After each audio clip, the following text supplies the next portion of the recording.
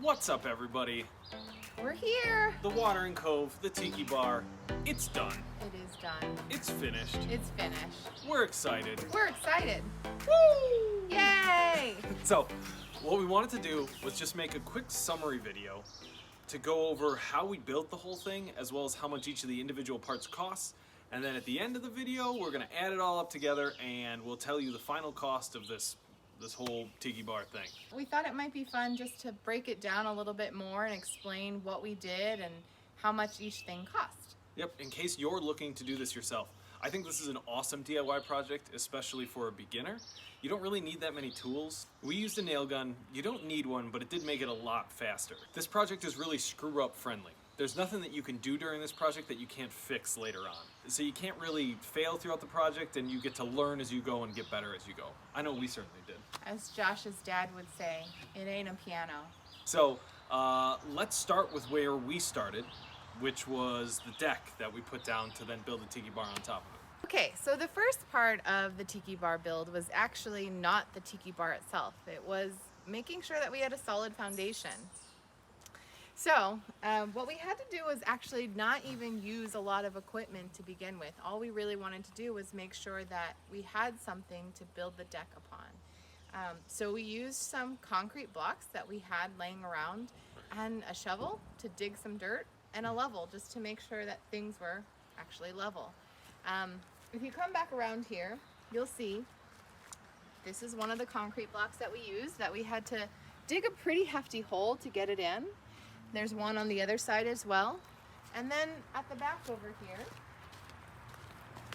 we have a few more. So there's one in the middle of the deck and a few actually in the back.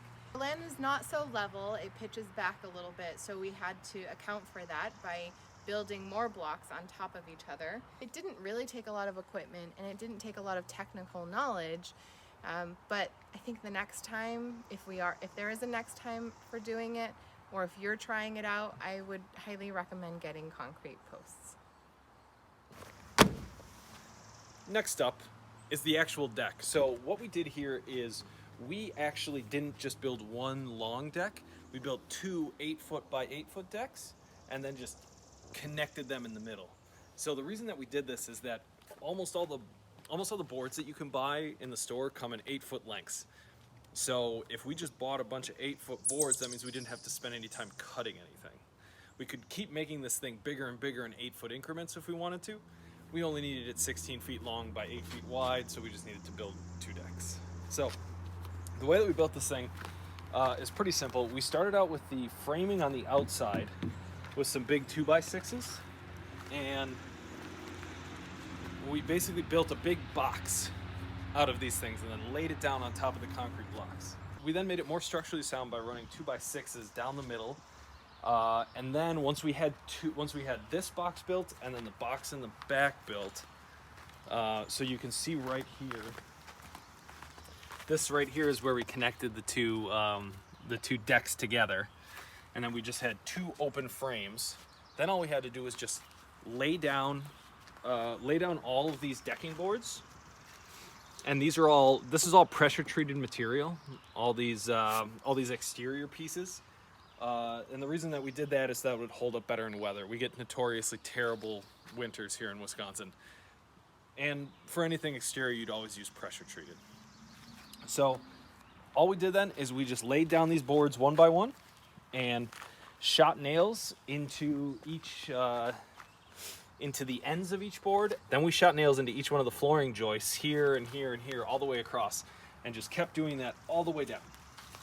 For those of you looking to buy screws or nails or whatever you're going to use to attach your decking boards to the floor joists, we used 14 nails per board. We had 35 boards, so that means I used about 490, 500 nails to get this thing done. As always, buy more nails and screws than you need. You'll always need more of them than you think. All right, that's enough about the deck. We're done there. Now, onto the walls.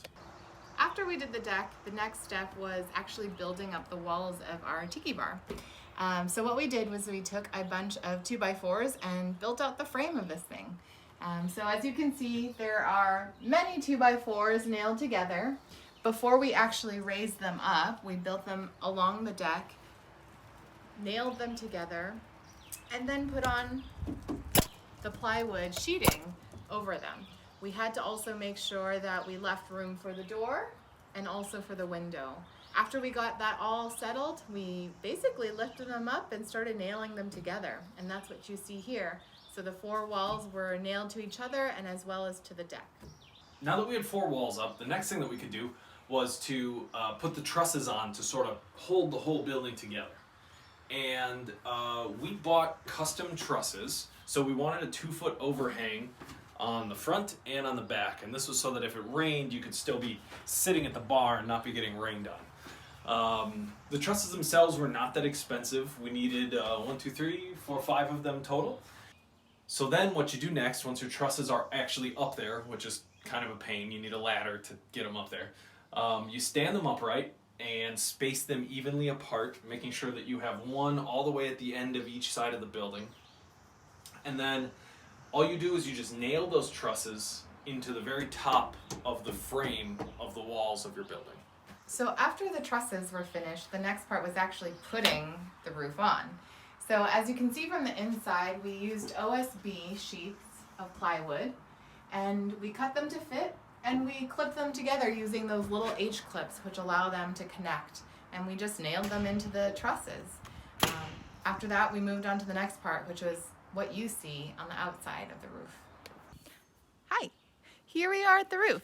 And as you can see, after we put on the boards, we covered the roof with some pretty green metal sheets. We had to cut them using a circ saw, and there were a lot of fireworks that happened that day. But we made it fit, and we, as you can see, overlapped the different sheets and left a little bit of overhang so that way if anything falls onto the roof, it comes straight down. And then we screwed them directly on.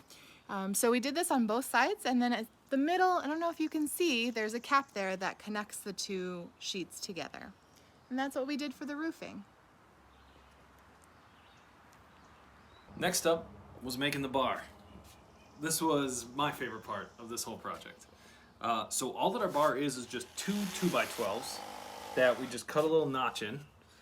Not the prettiest notch, but we just cut a little notch in to make it fit around our building. And then we attached it directly to the framing that's right underneath this bar. I didn't really do any sanding or anything like that to this bar. I just kind of wanted to leave it natural as it could be. I thought the wood had a really nice, like, beat up Wisconsin bar sort of look, and I just wanted to leave it just like that. One thing that I did add was this live edge looking, this impersonator live edge. I wanted the bar to feel a little more natural than it was and a little more welcoming. So all I did is I took a jigsaw, I set it to 30 degrees, and I just drew a random line from front to back and just cut it all the way down, and then sanded it to make it look pretty but not sand it too much. And then we applied polyurethane to the whole thing to seal it. Done deal. Next up was staining. So it only took actually a couple of hours for a few of us to get this job done. We chose a color that we liked, and we put a first coat on to see what it looked like, and then added a couple more coats. It was actually quite easier than we thought, and a lot easier than painting, because you don't have to sand, you don't have to clean too much, you just put a couple of coats on, which helps give the tiki bar a nice look and also protect it from the elements. After we strung up the lights, it really started to come together, but we wanted to fill our bar with things that made it feel like home. I made this Watering Cove sign out of a plank that I found in the garage. I traced it with pencil, and then I used a soldering iron to outline it and get the burnt look that it has right now. And then I drew a couple of lines, and Josh used the jigsaw again to get that live edge look, which turned out really great, and I really like it. The overall total for the whole tiki bar was $1,173.77. Lucky number. So what we're trying to say is that if you just wanted to build a deck, it's pretty cheap. And if you wanted to build a whole tiki bar in your backyard, it costs just under $1,200. And if you look online to do a quick search on how much it would cost to just purchase a tiki bar in a kit, Yeah. you can find a lot of different prices, some ranging in $2,000 to $3,000. So I would say that we saved a bunch. Yep, saved a bunch of money, had a bunch of fun. Just took us a couple days to put it together, and we learned a lot while we were doing Yeah. it. From the both of us, we just want to say thank you so much for watching this journey all the way from front to end, and we hope you had as good of a time watching and learning as we had making this thing.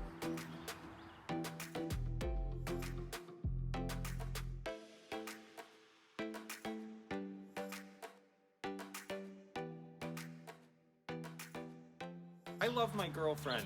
She's in a bad mood, but I love her. You're good. What's a joist?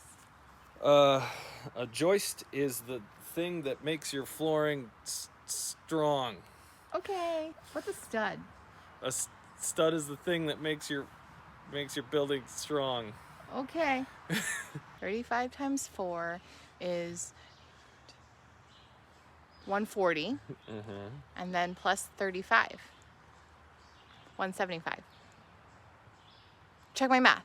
Then you nail them to each one of the. And then you nail them directly into each one of the. And then you nail them directly in. Why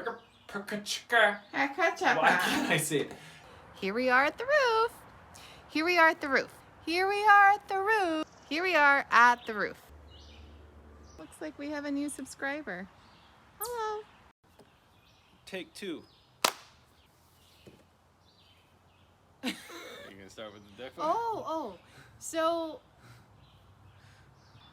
first we bought 8 2x. No. We bought 18 pressured. We bought 18. I can't even read. 6 button. Then we bought. I'm gonna do this. I can do this. Okay, I can do this. Okay. Okay. Try that one again. Harder than we thought, right?